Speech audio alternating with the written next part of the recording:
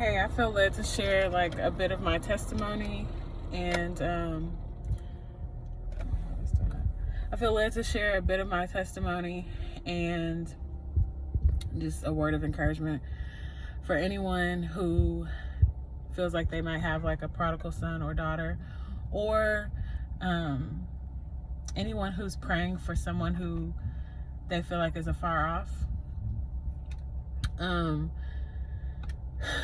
When I went to college, I just did the fool, man. Like anything I could get into, I got into full throttle.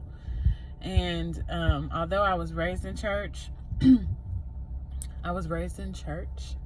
knew my Bible, had encounters with the Lord, had many prophecies spoken over me. It's kind of crazy how sin will make you forget.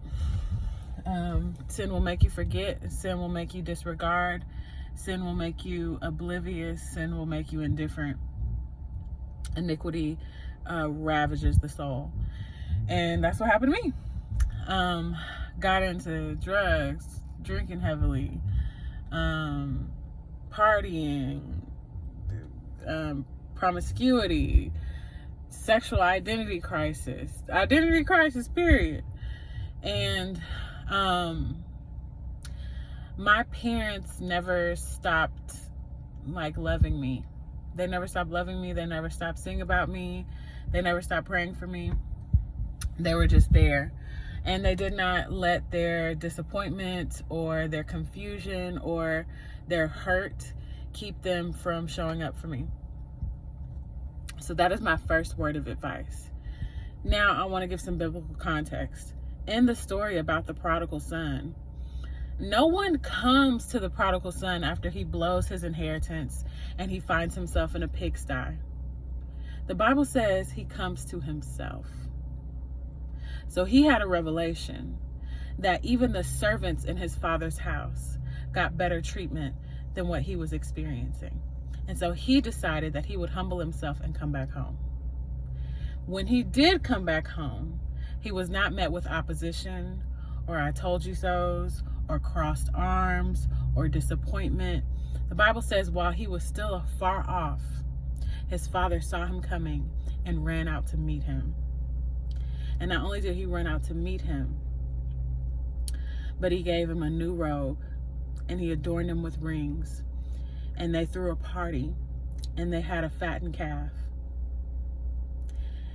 And so my second word of advice is, when these people who you are praying for come to themselves, and it will happen, meet them with love. Come to where they are, meet them where they are, and celebrate them.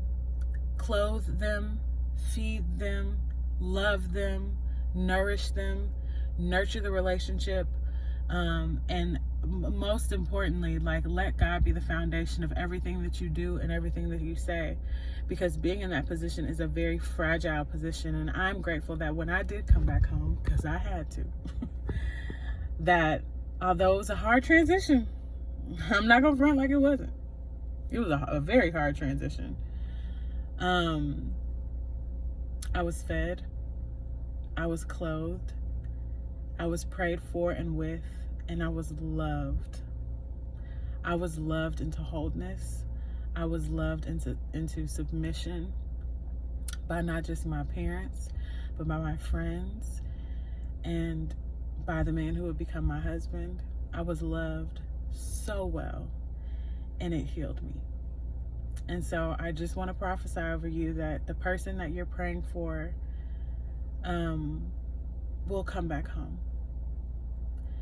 And so I would encourage you not to worry or fret or be hyper emotional, but to just take every concern to God in prayer and to just declare wholeness and wellness and conviction and wisdom and discernment over those people who you love dearly. Be blessed.